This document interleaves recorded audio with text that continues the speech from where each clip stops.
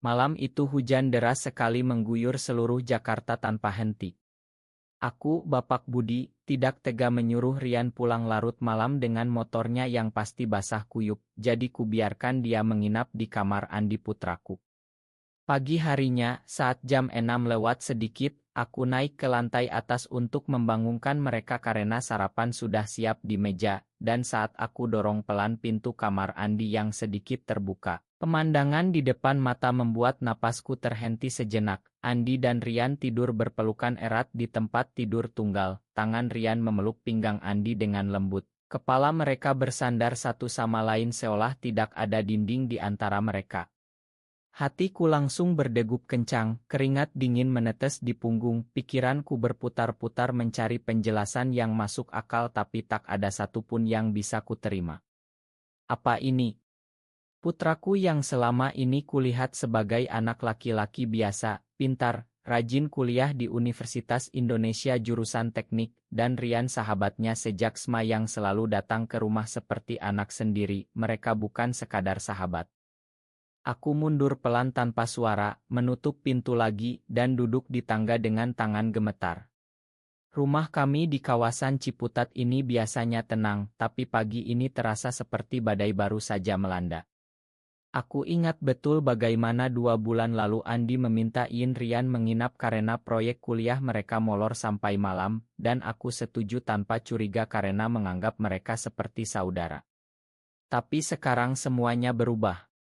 Di Indonesia ini, di mana keluarga adalah segalanya dan nilai-nilai agama serta adat masih sangat kuat, apa yang kulihat tadi bisa menghancurkan reputasi kami di lingkungan.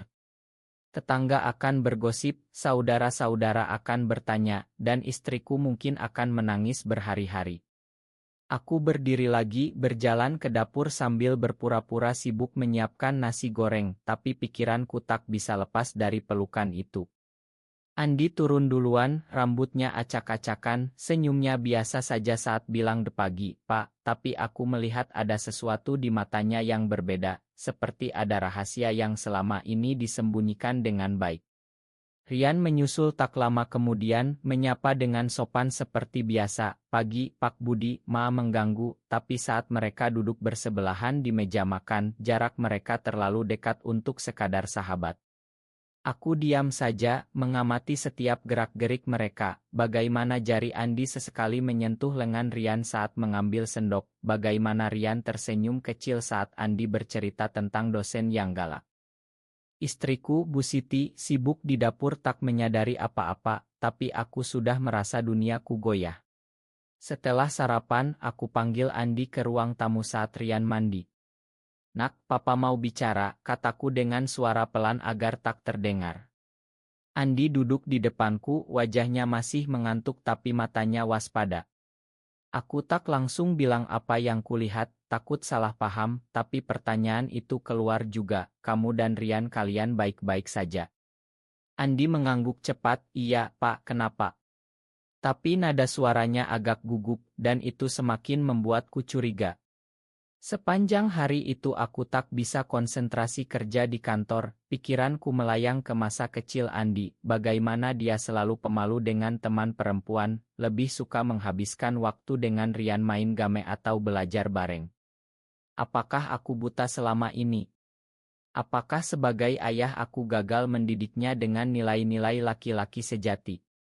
Pulang sore, rumah sudah sepi, Andi dan Rian pergi ke kampus untuk kelompok belajar, tapi aku duduk di kamar mereka, melihat oto-oto mereka berdua di dinding, liburan ke Bandung, wisudasma, semuanya terlihat normal. Tapi sekarang setiap senyum terasa penuh makna. Malam harinya hujan lagi, Rian tak pulang karena banjir, dan aku ingkan lagi tanpa komentar, tapi kali ini aku tak bisa tidur, mondar-mandir di ruang tamu. Aku mencoba mengingat ajaran agama yang kutanam sejak kecil, laki-laki dengan laki-laki adalah dosa besar, tapi kenapa hatiku tak bisa langsung marah? Ada rasa kasihan, ada rasa bingung, dan ada ketakutan besar bahwa ini baru permulaan dari masalah yang lebih dalam. Keesokan paginya, setelah Rian pulang dengan alasan banjir sudah surut, aku tak tahan lagi. Saat Andi sedang belajar di kamar, aku masuk dan duduk di tepi tempat tidur, suaraku pelan tapi tegas, "Papa lihat kemarin pagi, Nak. Kamu dan Rian berpelukan seperti itu. Apa artinya?" Andi langsung pucat, bukunya jatuh ke lantai, matanya berkaca-kaca tapi tak menangis. "Pak, itu kami saling sayang," katanya hampir berbisik, kata-kata yang membuat ruangan terasa sempit. Aku tak langsung marah, tapi dadaku sesak, seperti ada beban berat menekan. Rian datang lagi malam itu karena proyek, dan kali ini aku panggil mereka berdua ke ruang keluarga. Bu Siti sudah tidur, jadi hanya kami bertiga. Rian duduk tegak, tangannya gemetar. "Pak Budi, saya sayang Andi bukan sebagai sahabat biasa. Sudah 2 tahun ini kami sembunyikan karena takut." Andi menambahkan dengan suara pecah, "Kami bertemu di SMA, Pak, saat Rian pindah dari Bandung. Awalnya biasa, tapi lama-lama kami sadar ini lebih. Di kampus kami tak berani tunjukkan, takut dikucilkan, takut dosen atau teman tahu." Aku mendengarkan cerita mereka, bagaimana mereka pertama kali sadar perasaan saat liburan ke puncak, hujan deras mirip malam kemarin, dan mereka berpegangan tangan di bawah payung tanpa kata-kata. Bagaimana Rian pernah hampir putus asa karena orang tuanya di Bandung sangat religius dan memaksa dia menikah dengan sepupu, tapi Andi yang menangkannya lewat chat malam-malam. Aku tak bisa tidur malam itu, duduk di teras sambil merokok, memikirkan betapa sulitnya hidup sebagai laki-laki yang mencintai laki-laki di negeri ini. Besok pagi Andi datang ke kamarku, memelukku erat seperti saat kecil. "Pak, makan Andi." Andi tak mau kecewakan Papa, tapi ini siapa aku sebenarnya. Air mataku jatuh pertama kali setelah bertahun-tahun. Aku peluk balik, tapi hatiku masih kacau. Siangnya, saat Rian datang, kami bertiga duduk di meja makan. Aku tanya banyak hal, bagaimana mereka menjaga rahasia di kampus, apakah ada teman yang curiga, apa rencana masa depan. Rian bilang, "Kami hanya ingin kuliah selesai, kerja, hidup tenang tanpa menyakiti siapapun." Tapi aku tahu itu tak semudah itu. Di Indonesia, ada tekanan dari keluarga besar, dari masjid, dari tetangga yang suka ikut campur. Aku cerita pada mereka tentang masa mudaku, bagaimana aku juga pernah punya teman dekat yang berbeda, tapi aku pilih menikah dengan Ibu Andi demi keluarga. Apakah itu benar? Apakah aku menyesal? Pertanyaan itu menggangguku sepanjang hari. Sore harinya, Andi dan Rian pergi ke kampus. Aku menelepon saudaraku di Surabaya, tapi tak berani cerita langsung, hanya tanya soal anak-anak muda sekarang. Malamnya, saat mereka kembali, aku lihat mereka duduk di teras sambil ngobrol pelan, bahu bersandar, dan kali ini aku tak marah lagi, hanya sedih. Perjalanan ini baru mulai, dan aku tahu akan ada banyak air mata lagi. Seminggu kemudian, rahasia itu mulai retak. Teman kuliah Andi, seorang anak dari keluarga kiai di Depok, mulai curiga dan bertanya langsung pada Rian di kantin kampus, "Lu sama Andi kok selalu bareng terus? Ada apa sih?" Rian panik, bohong bahwa mereka hanya proyek bareng, tapi gosip sudah menyebar pelan di grup wa kelas. Andi pulang dengan wajah pucat, cerita pada aku, "Pak, kalau sampai keluar, Andi takut di drop out atau dibully." Aku panggil mereka berdua lagi, kali ini Bu Siti ikut duduk karena aku sudah cerita sedikit padanya. Istriku menangis pelan, "Andi, Mama tak mengerti, tapi Mama sayang kamu apa adanya." Itu kata-kata yang membuat Andi menangis terseduh, peluk Mama erat. Tapi tekanan semakin besar saat tante dari pihak ibu datang berkunjung dari Bogor dan bertanya kenapa Andi tak punya pacar cewek. Aku bohong demi melindungi, tapi hatiku semakin berat. Andi mulai menarik diri, jarang keluar kamar. Rian datang setiap hari tapi mereka tak berani peluk di depan aku. Suatu malam, Andi cerita panjang lebar tentang perjuangan identitasnya. Sejak sudah merasa berbeda, tak tertarik cewek, tapi takut bilang pada siapapun sampai ketemu Rian yang mengerti. Rian juga cerita tentang tekanan orang tuanya yang ingin dia jadi ustad. Aku mulai baca-baca di internet malam-malam, cari tahu tentang orientasi seksual, tentang komunitas di Jakarta yang diam-diam mendukung tapi tetap takut. Konflik dalam hatiku semakin dalam, antara cinta sebagai ayah dan ketakutan akan stigma masyarakat. Kami putuskan untuk diam dulu, tak ada konfrontasi besar, tapi setiap makan malam terasa tegang. Andi mulai ikut pengajian lebih rajin, seolah mencoba memperbaiki diri, tapi aku lihat matanya kosong. Rian datang dengan buku psikologi yang dia pinjam dari perpustakaan, kami baca bareng diam-diam, lambat laun, aku mulai paham bahwa ini bukan pilihan, ini siapa mereka. Tapi di lingkungan kami, tetangga sudah mulai bisik-bisik karena Rian terlalu sering menginap. Satu hari, tetangga sebelah bertanya langsung, "Pak Budi, anak Bapak dan Rian itu dekat banget ya?" Aku jawab biasa saja, tapi dalam hatiku panik. Perjalanan emosional ini membuatku dewasa juga, belajar bahwa cinta anak tak selalu sesuai harapan. Krisis besar datang saat liburan Idul Fitri. Keluarga besar kumpul di rumah nenek di Bogor, dan Rian ikut karena orang tuanya di Bandung tak bisa datang.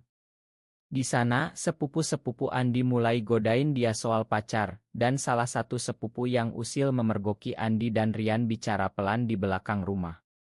Gosip menyebar cepat di keluarga, tante-tante berbisik, om-om marah pelan. Aku harus menghadapi kakak ipar yang bilang, "Budi, anakmu harus dinikahkan cepat, jangan sampai salah jalan." Andi menangis di kamar tamu, Rian duduk di sampingnya memegang tangan diam-diam, aku ambil keputusan berani, bicara dengan seluruh keluarga di ruang utama, suaraku bergetar, Andi anakku, dia baik, dia pintar, dan siapa dia mencintai adalah urusan dia dan Tuhan. Kita sebagai keluarga harus dukung. Kata-kata itu keluar tak terduga, membuat ruangan hening, beberapa marah, beberapa diam. Pulang ke Jakarta, Andi peluk aku erat, "Terima kasih, Pak." Tapi tekanan tak berhenti, di kampus ada yang kirim pesan anonim ke grup, ada yang gay di kelas kita. Andi dan Rian hampir putus asa, tapi mereka pilih bertahan, belajar lebih giat, saling dukung lewat doa dan obrolan malam. Aku mulai ikut komunitas orang tua online secara anonim, belajar bahwa banyak ayah seperti aku yang akhirnya menerima. Rian cerita tentang mimpi mereka, lulus, kerja di perusahaan tech, mungkin pindah ke Bali suatu hari untuk hidup lebih bebas. Aku sadar perjalanan mereka adalah perjuangan besar, penuh pengorbanan. Andi tolak tawaran magang di perusahaan ayah teman karena takut rahasia terbongkar. Rian tolak lamaran dari keluarga besar demi Andi. Konflik makin tajam saat orang tua Rian datang ke Jakarta dan memaksa Rian pulang ke Bandung untuk dijodohkan. Rian menolak keras, telepon marah-marah, tapi akhirnya cerita semuanya pada orang tuanya lewat video, yang berakhir dengan tangisan dan ancaman. Aku dukung Rian tinggal di rumah kami sementara, meski tetangga makin curiga. Emosi kami naik turun tapi ikatan semakin kuat. Puncak krisis terjadi saat Rian hampir putus asa karena tekanan orang tuanya. Suatu malam, Rian bilang pada Andi, "Mungkin aku harus menikah saja, demi keluarga." Andi marah besar, mereka bertengkar hebat di kamar, suara sampai terdengar ke bawah. Aku naik, lihat Andi menangis, "Pak, Rian mau ninggalin aku." Aku duduk di tengah, jadi penengah, cerita pengalaman masa mudaku yang mirip, bagaimana aku pilih keluarga tapi selalu ada kekosongan. Rian akhirnya memutuskan bertahan, tapi orang tuanya datang ke rumah kami, konfrontasi besar di ruang tamu, "Kamu rusak anak saya," teriak ayah Rian. Aku berdiri melindungi, mereka saling sayang, biarkan mereka bahagia dengan cara mereka. Pertengkaran itu berakhir dengan ayah Rian pergi marah, tapi Rian memilih tinggal, mengorbankan hubungan dengan keluarga kandung. Andi belajar untuk lebih terbuka, mulai ikut konseling kampus secara rahasia. Aku juga berubah, mulai bicara dengan istri tentang penerimaan penuh. Tapi masyarakat tak berhenti, ada yang posting di medsos lokal tentang dua cowok dekat di Ciputat, hampir mengarah ke mereka. Kami harus pindah sementara ke apartemen kecil di Kemang selama 2 bulan, hidup sederhana, belajar mandiri. Di sana, Andi dan Rian semakin dewasa, saling jaga, bekerja paruh waktu. Aku kunjungi tiap minggu, bawa makanan, dan lihat mereka tumbuh, dari anak muda ketakutan jadi pria yang punya mimpi. Pengorbanan terbesar adalah Andi tolak beasiswa ke Singapura karena tak mau tinggal jauh dari Rian. Setelah badai mereda, kehidupan mulai tenang. Andi lulus dengan cum laude, Rian juga, mereka dapat kerja di perusahaan yang sama di Jakarta Selatan, hidup mandiri di apartemen kecil. Aku dan Bu Siti kunjungi rutin, makan malam bersama, bicara terbuka tentang masa depan. Rian berdamai dengan orang tuanya setelah setahun, meski belum diterima penuh, tapi setidaknya tak ada ancaman lagi. Kami semua belajar bahwa cinta tak selalu sesuai rencana, tapi kalau tulus, bisa mengubah hati. Andi dan Rian pergi liburan ke Bali pertama kali secara terbuka. Foto mereka berdua di pantai, senyum bahagia yang aku lihat di layar membuatku tersenyum. Aku sadar perjalanan mereka adalah pelajaran besar bagi keluarga kami, tentang keberanian, pengertian, dan penerimaan. Di masyarakat Indonesia yang terus berubah, mungkin suatu hari tak perlu sembunyi lagi. Tapi hari ini mereka bahagia, aku bangga. Apakah benar cinta sesama jenis harus selalu dikorbankan demi harmoni keluarga di Indonesia, atau justru penerimaan adalah kunci kebahagiaan sejati? Benar atau salah?